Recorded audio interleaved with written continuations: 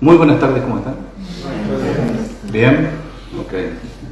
Hoy día vamos a estar meditando, aprendiendo, reflexionando un poco acerca del evento más importante que está relatado en la Biblia, que es la muerte del Señor Jesús. Vamos a estar reflexionando en torno a eso. Cada uno de nosotros, de los que estamos acá sentados, escuchando, recordamos la muerte del Señor Jesús, de nuestro amado Salvador, de diferentes maneras. Pero recorriendo las páginas de la Biblia, uno se da cuenta que toda la Biblia, de tapa a tapa, gira en torno a la muerte del Señor Jesucristo. Por ejemplo, en el libro de Génesis, ahí uno ve a Abraham cuando con Isaac Dios le dijo: Abraham, toma tu hijo, tu único hijo, a Isaac, tu único hijo Isaac, y ve al monte que yo te diré en tierra de Moria, y ofrécelo allí en holocausto. Ahí ya nosotros pensamos en el Señor Jesucristo con ese evento, en su muerte, su entrega, en el único hijo entregado. Y si estamos acercándonos un poco más, avanzando por las páginas del Antiguo Testamento, vamos a número 21 y nos encontramos allí con una serpiente de metal, de bronce bruñido, erigida sobre un asta, con el objetivo específico de esa serpiente de salvar a todos los del pueblo judío que eran mordidos por una serpiente, salvados por una serpiente de bronce levantada sobre un asta de madera. Nuevamente Números 21 apuntando hacia el Señor Jesús. Luego nos encontramos en los Salmos, y qué decir de los Salmos, pero el Salmo 22 nos parece al leerlo que estuviéramos a los pies de la cruz en ese Salmo 22, escrito cientos de años antes de que ocurriera. Y ahí estamos contemplando en el Salmo 22, usted lo puede leer en casa, contemplando el momento de agonía. Nos parece escuchar que se repitieran las palabras del Señor que dijo: Dios mío, ¿por qué me has desamparado? Salmo 22. Si avanzamos un poco más hacia los profetas, llegamos a Isaías 53, y nos parece ver en ese relato de Isaías 53, también lo puede leer en su casa, que se va desenvolviendo a través de lo que está relatado allí en Isaías 53, al varón de dolores, experimentado en quebranto. Luego, como en ese mismo Isaías vemos al cordero que pende sobre el madero de la cruz, crucificado en Isaías 53. Y ya casi terminando el Nuevo Testamento, el Antiguo Testamento, llegamos a Zacarías, y allá en casi los últimos capítulos, capítulo 13, nos parece nuevamente escuchar el eco de un Salvador que iba a morir, porque dice: hiere al pastor, compañero mío, hiere al pastor, compañero mío. Pero cuando llegamos a las páginas de los Evangelios, salimos del Antiguo Testamento y llegamos a las páginas de los Evangelios, la luz que brilla iluminando la muerte del Señor Jesucristo es deslumbrante, es mucho más abundante y es mucho más clara. Vemos en Mateo la muerte del rey, vemos en el Evangelio de Marcos la muerte del siervo, vemos en el Evangelio de Lucas la muerte del Hijo del Hombre, y vemos en el Evangelio de Juan la entrega y la muerte del Hijo de Dios.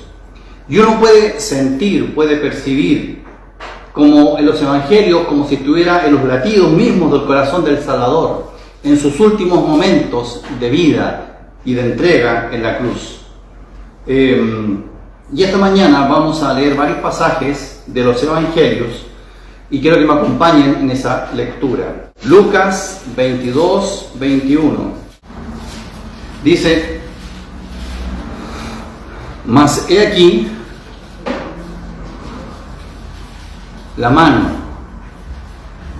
del que me entrega está conmigo en la mesa. Mas he aquí la mano del que me entrega está conmigo en la mesa. Mateo 26, versículo 26. Mateo 26.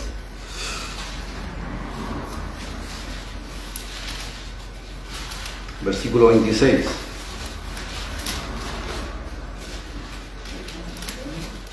Dice 26. Dice: y mientras comían, tomó Jesús el pan y bendijo, y lo partió, y dio a sus discípulos, y dijo: tomad, comed, esto es mi cuerpo. Verso 27, y tomando la copa, y habiendo dado gracias, les dio diciendo, bebed de ella todos. Lucas, capítulo 22, nuevamente a Lucas, 22, versículo 50. El primero tenemos a Judas, segundo tenemos al Señor con el pan y el vino. Ahora Lucas 22:50 dice, y uno de ellos hirió a un siervo del sumo sacerdote y le cortó la oreja derecha. Entonces, respondiendo Jesús, dijo, basta ya, dejadlo. Y tocando su oreja, le sanó. Muy bien, seguimos, Juan 18:12. Juan 18:12.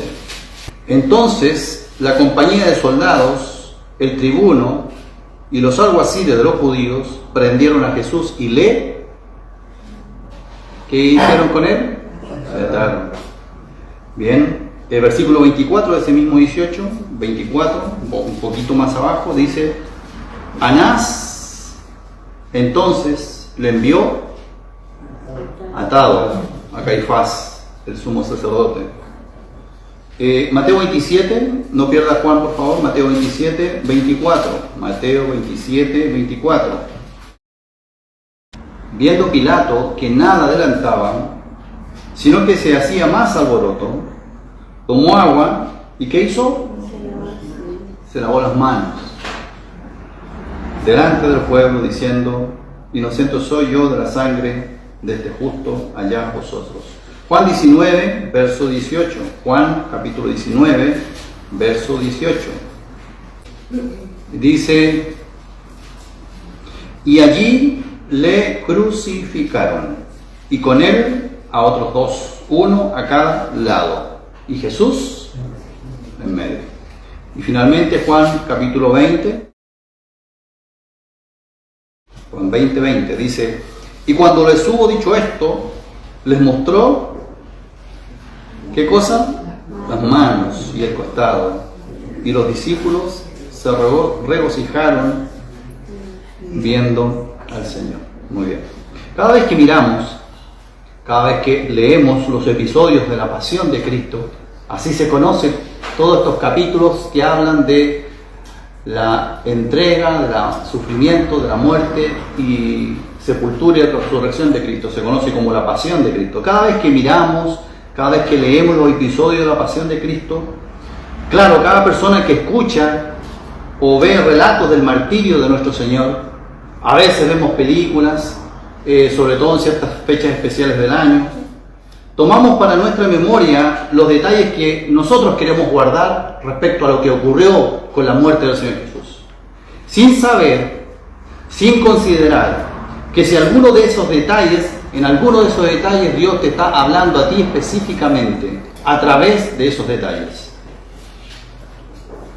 Pero la Biblia realiza su relato, la Biblia, al leer usted el relato de la crucifixión del Señor, realiza su relato con infinidad de detalles,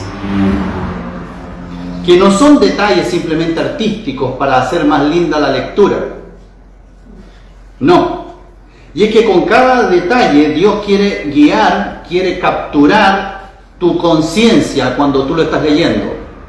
Quiere que tus ojos, y más que tus ojos, tu entendimiento y tu corazón quede capturado en estos pequeños detalles para que te empieces a preguntar si Dios pudiera estar hablando a mi vida a través de esos detalles. Para que pueda ser como Lidia, una mujer de Hechos de los Apóstoles, que dice que ella estaba oyendo a lo que Pablo hablaba, oía. Es decir, una actitud que no es simplemente sentarse y escuchar, sino poner una atención, pero no al que predica, sino a estar consciente de que Dios pudiera estar hablando a mi vida. Para que el Señor en su gracia abra, como lo hizo con Lidia, abra tu corazón para que entiendas. Y los creyentes, los que por su gracia ya somos hijos de Dios, cuando escuchamos sobre estas cosas, creemos que estas cosas son para los no creyentes.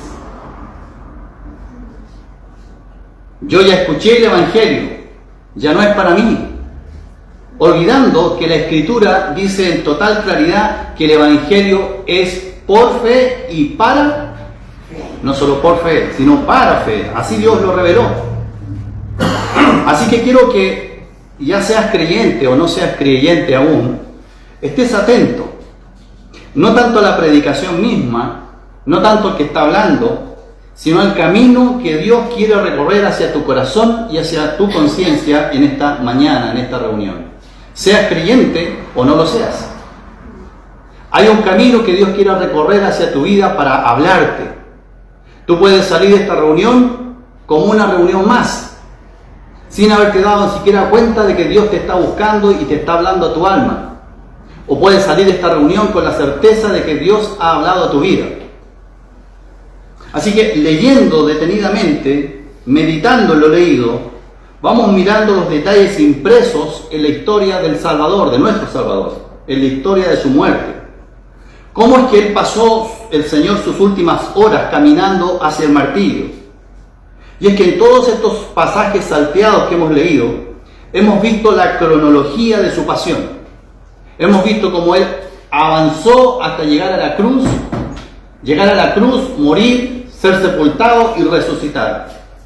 Y en todos ellos tenemos un elemento en común, no tan sencillo de distinguir, pero se los voy a decir. El elemento en común que tenemos son las manos.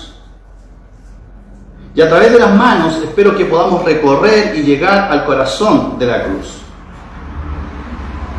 Hay 7 veces mencionadas las manos, son 7 versículos que leímos.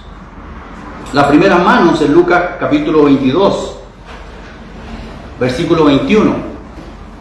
¿A quién tenemos ahí? A Judas y a los discípulos. Y leímos ahí que los discípulos, el Señor dijo, uno de ustedes me va a entregar, me va a traicionar. Y le preguntan, ¿quién es, Señor? ¿De quién se trata? Y Él responde, lo deja claro, el que mete, ¿qué cosa? La mano al plato conmigo. Ese es.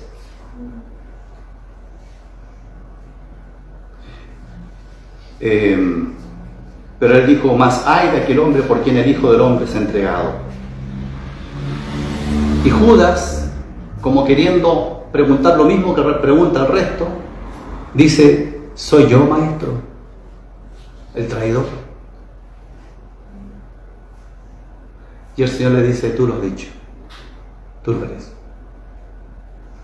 Judas estaba presente, fíjate, en todos los discursos del Señor, no solo en esa última cena. Él estuvo presente en todos los discursos del Señor Jesús, pero ningún discurso era para él. Judas escuchó de las palabras de vida que el Señor Jesucristo entregó a muchos, pero ninguna de esas palabras de vida le dieron vida a él. Estuvo cuando el Señor le abrió los ojos al ciego, pero los ojos de su alma no fueron abiertos. Y es que Judas está dentro, pero no era de él. Está dentro del grupo, pero no era del grupo. Porque era importante. Porque él sabe que él estaba siendo llamado por el Señor, pero nunca quiso oír su voz. Nunca quiso enfrentarse con la realidad de que Dios le estaba llamando. Así que en esta primera mano, muy rápidamente, tenemos la mano del que está dentro, pero no es. Del que cree ser creyente, pero no lo es. Del que escucha la palabra, pero no le llega. Del que sabe que Dios le habla a muchos, pero a él no le habla. Del que ve a su alrededor cómo personas son guiadas a seguir al Señor y obedecerle, pero a él no lo mueve nada. Pero está ahí en el grupo. Es parte del grupo. Pero su alma y su corazón no son movidas. Así que sigue la rutina, sigue asistiendo, sigue yendo, sigue escuchando, pero su alma es como una roca, no la mueve nada. Como las rocas que son golpeadas por el océano y no le pasa nada. Ese era Judas. Y esas son las primeras manos. La segunda mano la encontramos allí en el pasaje que leímos, cuando el Señor ya salió Judas de la escena y la noche avanza y el Señor hace instaura lo que se conoce como la cena del Señor. Y ya está con los suyos solamente, con Judas fuera. Y entonces el Señor con sus manos toma el pan, da gracias y le dice a sus discípulos: toman, coman, porque esto es mi cuerpo. Con sus manos toma la copa con el vino y dice: bebed de ella todas, todos, porque esta es la sangre del nuevo pacto que yo hago con ustedes. Y él dijo en esa instancia: mi tiempo está cerca, en esa cena del Señor, porque él sabía que esa era la última noche que iba a pasar entre ellos. E invitó a sus discípulos a participar de estos símbolos: el pan, símbolo de su cuerpo, y el vino, símbolo de su sangre. Su cuerpo herido, su sangre derramada. Y es que Jesús no estaba entregando su vida en esa cena. En esa cena Jesús no estaba impartiendo vida. Él estaba diciendo lo que iba a suceder pronto, a la mañana siguiente. Así de rápido pasaría el tiempo. Estaban en esa noche disfrutando de esa cena, nadie entendía, ellos no comprendían, pero el Señor a la mañana siguiente iba a estar crucificado. Y Él estaba diciendo: coman de este pan, hagan memoria de mí, porque hay un verdadero pan que va a ser levantado entre el cielo y la tierra, y ese es el pan del que ustedes deben participar. Él entregaría vida con su cuerpo herido, vida con su sangre derramada. La tarde ya había caído en esa cena. Las sombras de una larga noche se aproximaban, porque fue una larga noche de vela, en donde el Señor Jesús se presentó delante de diferentes personas. Pero ahora, el Señor en esa cena solo quería que los suyos le recordaran: hagan memoria de mí cuando participen de este pan y de este vino. Pero no era recordarle simplemente por hacer memoria de: nos vamos a acordar del Señor, ya listo, nos acordamos de Él. Él quería que recordaran con esos símbolos algo bien concreto, bien fundamental: la sangre derramada del nuevo pacto. Yo voy a derramar mi vida hasta la muerte, y mi vida está en la sangre. Pero quiero que sepan que esa sangre es la sangre de un nuevo pacto. ¿Qué pacto? El libro de Hebreos no lo vamos a buscar, pero dice así el texto: este es el pacto que haré con ellos. Pondré mis leyes en sus corazones y en sus mentes las escribiré. Y nunca más me acordaré de sus pecados y transgresiones. Y agrega el texto: para los creyentes. Así que teniendo libertad para entrar en el lugar santísimo, por la sangre de Jesucristo, por el camino nuevo y vivo que Él nos abrió a través de su carne, acerquémonos a Él con corazón sincero. Así que participar de los símbolos, hacer memoria de Cristo, no es simplemente que usted se recuerda de que Jesucristo existe, de que Jesucristo es Dios, de que Jesucristo murió, que derramó su vida. No es simplemente recordar eso. Es recordar que a través de su muerte y gracias a su muerte tú tienes vida. Y que esa vida es permanente, es eterna. Y que tienes una comunión perpetua con Dios. Y que esa comunión no se basa en absolutamente nada que tú hayas hecho o que tú hayas prometido hacer. Está completamente fundamentada en lo que Él hizo, su sangre derramada, el nuevo pacto. Normalmente los pactos se hacen entre dos personas, en donde las dos personas se comprometen a algo. Este pacto no fue así. El único que se compromete a algo es Dios. Y a nosotros no nos pide nada. Él dijo: en este nuevo pacto, ustedes pasan a ser mis hijos. ¿Quiénes? Los que creyeron en mí, los que recibieron mi sacrificio en lugar de ellos, los que creyeron que yo morí por ellos, y en arrepentimiento vinieron donde mí. Él nos abrió a través de su carne, y dice la exhortación de Hebreos, acerquémonos pues con corazón sincero. La segunda mano es aquella que te recuerda a aquel que te entrega a ti, hermano, te entrega vida y te entrega libertad para seguirle. Tercera mano, la leímos ahí en Lucas capítulo 22. Es la mano que restaura. Estaba Malco junto con el grupo de soldados que vinieron a buscar al Señor Jesús ahí en el huerto de Getsemaní. Viene esa turba queriendo prender al Señor, vienen con el traidor, y Pedro que aún no entendía su vocación, Pedro que aún no entendía y no comprendía a qué estaba él llamado como discípulo de Cristo, Pedro que aún no entendía la obra que Dios haría a través de su Hijo Jesucristo, no entendía nada. Pedro sacó una espada, la desenvainó y le tiró a matar a ese soldado Malco. Le quería cortar la cabeza. Parecía ser que Malco como que esquivó y le cortó la oreja. Y es que a veces los creyentes, y escúcheme bien esto, no sabemos servir al Señor. Creemos que debemos servirle con nuestras fuerzas. Creemos que debemos servirle con nuestro mal carácter. Creemos que el Señor usará esas cosas. Creemos que hay algo de bueno en nosotros que el Señor puede utilizar, que va a usar nuestra espontaneidad, que va a usar nuestros impulsos, que va a usar nuestra rectitud, que va a usar en nuestra educación que nosotros traemos como hemos sido educados. Y no comprendemos que el Señor no necesita nada de eso para que le sirvamos.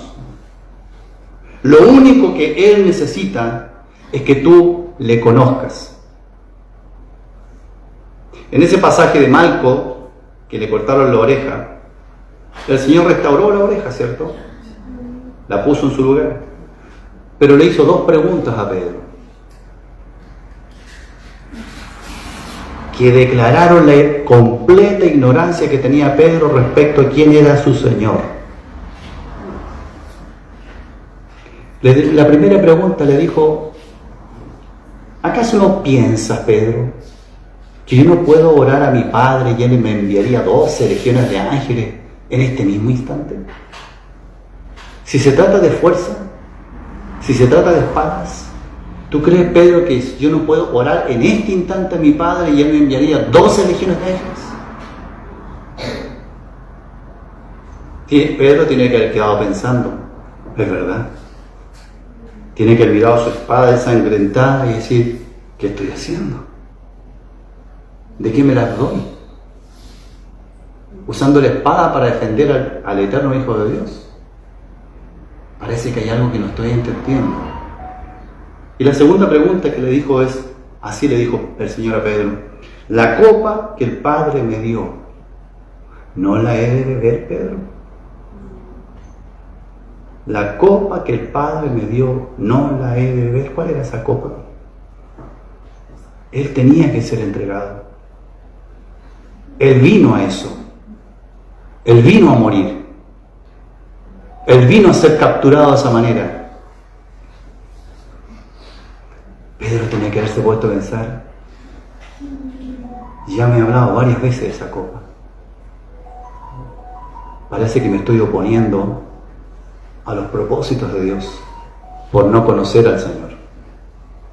Entonces, hermano, esta mano, cuando el Señor con sus manos restaura la oreja de Malco, es la mano que te guía, que te impulsa a ti, hermano, a conocer a tu Dios.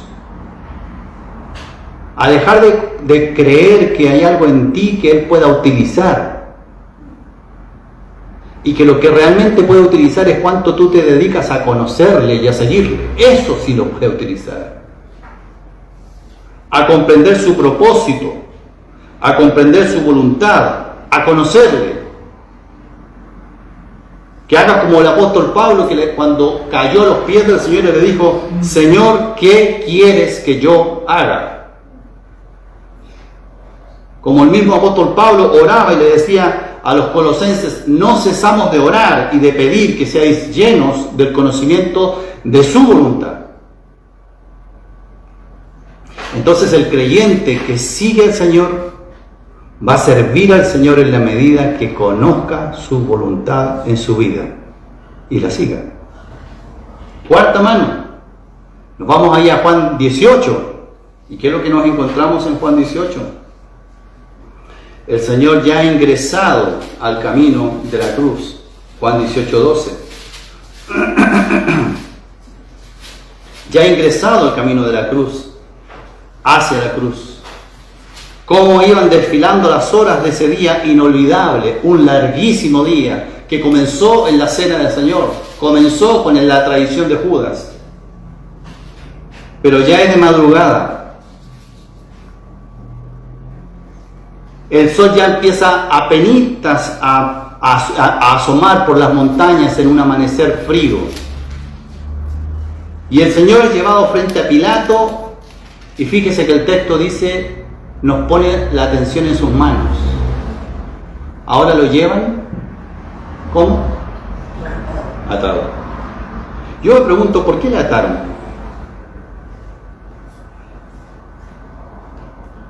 Yo no lo sé.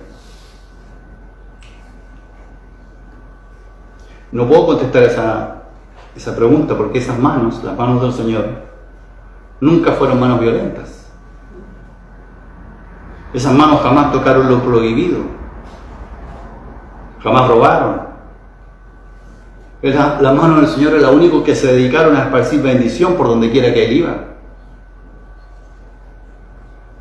Él había dicho esta escritura de Isaías leyendo en la sinagoga, ¿lo recuerdan? Cuando dijo: el Espíritu Santo está sobre mí, por cuanto me ha ungido el Señor para dar buenas nuevas a los pobres, para sanar a los quebrantados del corazón, para dar libertad a los cautivos, para dar vista a los ciegos, para predicar el año agradable del Señor.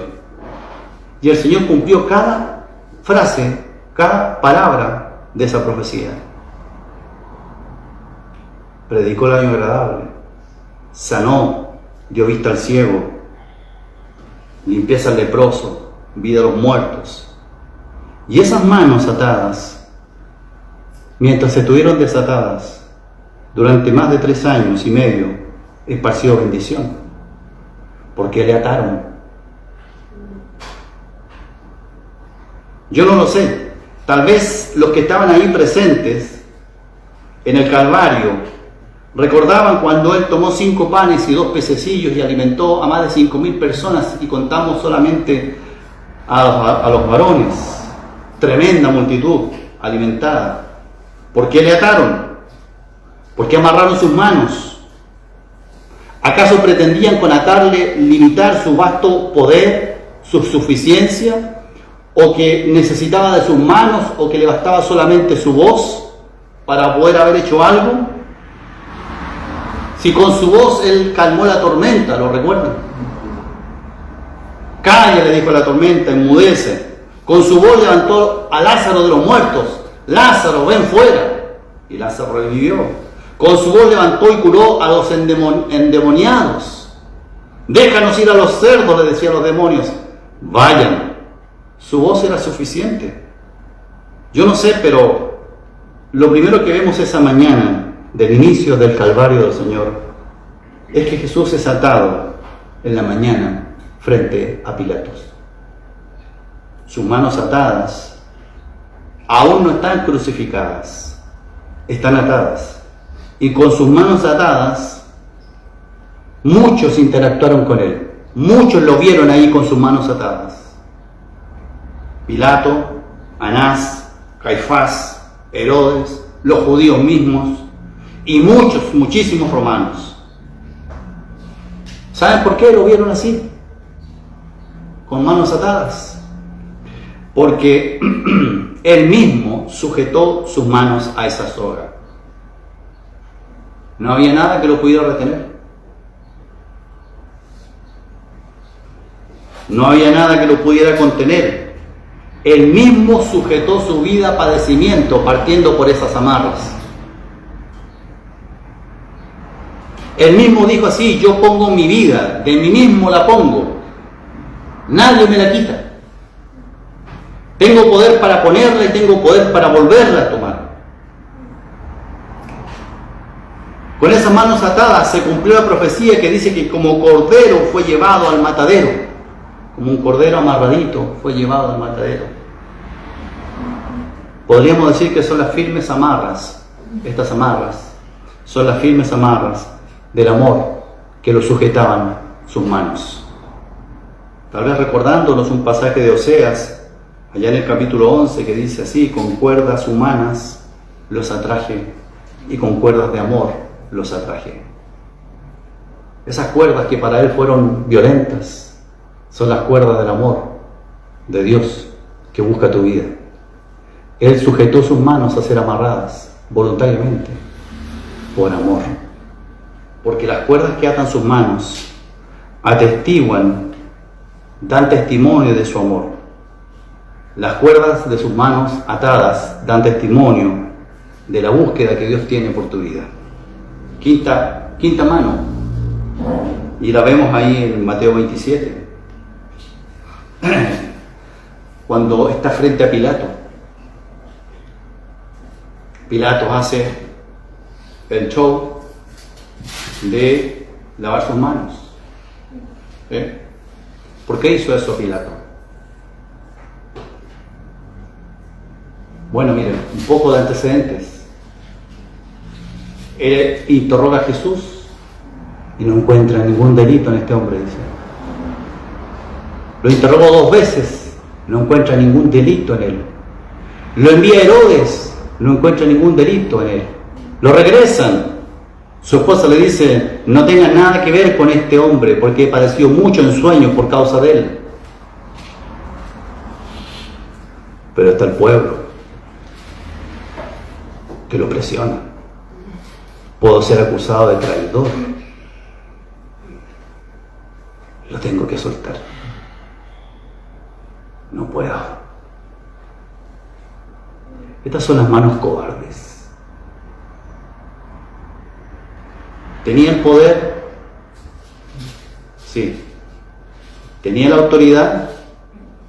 Sí. Para hacer lo que era justo delante de él. Pero no. Esa mañana prefirió lavarse las manos y no hacer lo que todo su ser le decía que debía hacer. No hallo delito en él. Y yo sé que todos, los creyentes y los no creyentes, demasiadas veces estamos frente al Señor de esta manera.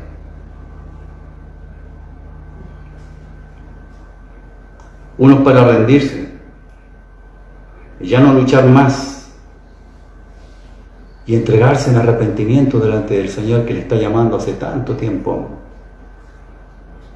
Y los otros, como hijos, para dejar de vacilar entre 2 caminos y decidir de corazón seguirle y servirle como un discípulo amado. Y yo sé que como Pilato en tu ser te dice que esto es así, que es verdad y que debes hacerlo. No hay duda en tu conciencia de que Dios te está llamando de esta manera. Lo sabes. Para Pilato había muy buenas excusas para evadir. Los judíos, los soldados, una posible revuelta. Tenía razones para evadir. Buenas razones. Y sabes que siempre habrá buenas razones, hermano y amigo, para postergar tu fidelidad a Dios. Siempre habrá buenas razones. Y sabes lo que tienes que hacer. Sabes lo que tú estás reteniendo, lo que tú estás postergando. Sabes, tienes clarito cuál es el paso de fidelidad que te está pidiendo Dios. Y sabes, querido amigo, que si aún no te conviertes a Dios, cuando el tiempo del Señor te está llamando al arrepentimiento y a creer en Él. Por eso estas manos son las manos del cobarde, del que no hace lo que sabe que debe hacer.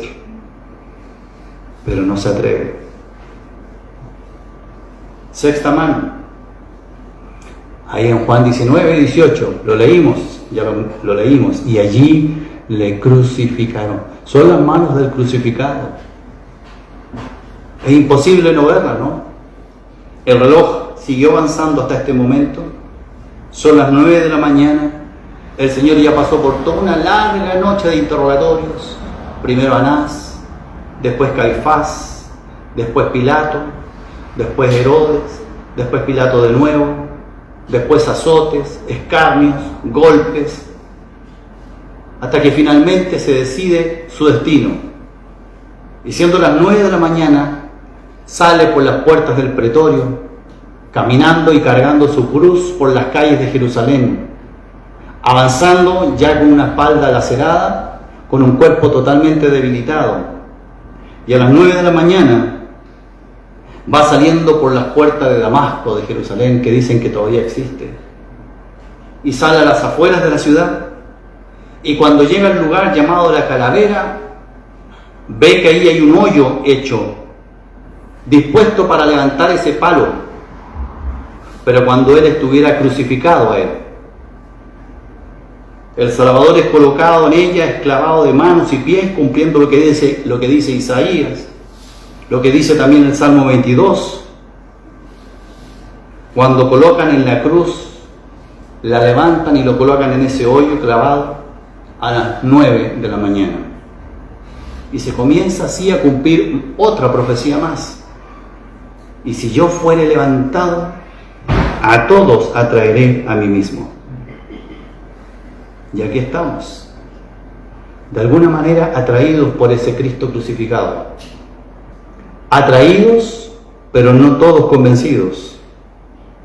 Jesús crucificado, ahora para esto había venido para buscar y salvar lo que se había perdido. Para esto Él había venido para morir en una cruz. Para esto Él bajó del cielo. No para recibir una corona, sino para ser crucificado. Él tenía que morir, tenía que derramar su sangre para pagar el precio de nuestros pecados. Nadie se da cuenta, pero en la muerte de la cruz, Dios abrió una puerta en el cielo. Una puerta abierta. Porque asimismo os declaro, dijo el apóstol Pablo, el evangelio que os he predicado, por el cual asimismo si retenéis la palabra que yo os he predicado, sois salvos. Si no creísteis en vano, si no la retienen. Porque primeramente os he enseñado lo que asimismo yo recibí, que Cristo murió por nuestros pecados conforme a las Escrituras, que fue sepultado y que resucitó al tercer día conforme a las Escrituras. Y ahora yo me pregunto, ¿por qué en esas horas de la cruz hubo tinieblas? Porque hubo tinieblas, se oscureció todo. Porque en las horas frías de la cruz, además del dolor de Jesucristo en esa cruz, además del sufrimiento, además del escarnio, sucedió algo mucho más grande. Por eso las tinieblas. Sucedió algo mucho más grande que muchas veces usted ni yo conocemos. Dice 2 Corintios, capítulo 5, verso 21, que al que no conoció pecado, por nosotros lo hizo pecado. En esa cruz hubo tinieblas porque Jesucristo estaba siendo hecho pecado, estaba cargando la culpa de nuestra alma. Así que las tinieblas ocultaron la terrible escena de un Cristo cargando tus pecados en su alma. Nadie tenía por qué ver eso. Por eso Dios decidió apagar la escena de la cruz. Nadie tenía por qué ver eso. ¿Te gustaría a ti que exhibieran en una pantalla Full HD todas tus miserias? Todos tus pensamientos, todos tus anhelos, que tú sabes que están mal delante de Dios. ¿Te gustaría que fueran exhibidos a plena luz del día? Que no hubiera nada oculto de todo eso que tú piensas, sientes y haces. Que eso que tú crees que nadie más vio y que tú sabes que Dios lo vio, que fuera exhibido en una pantalla y que todo el mundo lo viera. ¿Te gustaría? No, no me gustaría. Por eso hubo tinieblas. para que no se viera nuestra vergüenza, tu vergüenza. Las horribles horas de las tinieblas, en donde las vergüenzas de nuestra maldad cayeron sobre ellos. La séptima y última mano, el Cristo resucitado, en Juan 20. Y con esto terminamos. En la noche de su primer día de resurrección, estaban todos reunidos. Ya les había llegado la noticia a los discípulos de que alguien dijo que Él había resucitado, pero ellos no creían. Y repentinamente Él se presenta en medio de ellos y les dijo: paz a vosotros. Y le mostró las manos y el costado. Porque si Cristo no resucitó, vana es nuestra fe. Pero dice el texto: mas ahora Cristo ha resucitado a los muertos. Porque Cristo no se quedó en la tumba, resucitó. Él dijo: tengo poder para poner mi vida y tengo poder para volverla a tomar. Y no se quedó en la tumba. ¿A dónde se fue si no se quedó en la tumba? Las mujeres, al ver la tumba vacía, le preguntaron al jardinero, fuera de la tumba: Señor, ¿tú te lo has llevado? Dinos dónde. ¿Dónde te fuiste, Señor? No estaba en la tumba. Tampoco el jardinero. No el hortelano. Luego los discípulos estaban mirando al cielo, esperando que Cristo volviera del cielo, y un ángel se les apareció y les dijo: ¿por qué estáis mirando al cielo? Este mismo Jesús volverá. Y hoy déjame decirte que Jesús aún no ha vuelto, pero volverá. Y ahora está llamando a la puerta de tu vida, porque ahí está Jesús hoy. Está a la puerta de tu vida para que tú le dejes entrar. He aquí, yo estoy a la puerta y llamo. Si alguno oye mi voz y abre la puerta, yo entraré a él y cenaré con él y él conmigo. Que Dios nos bendiga. Muchas gracias.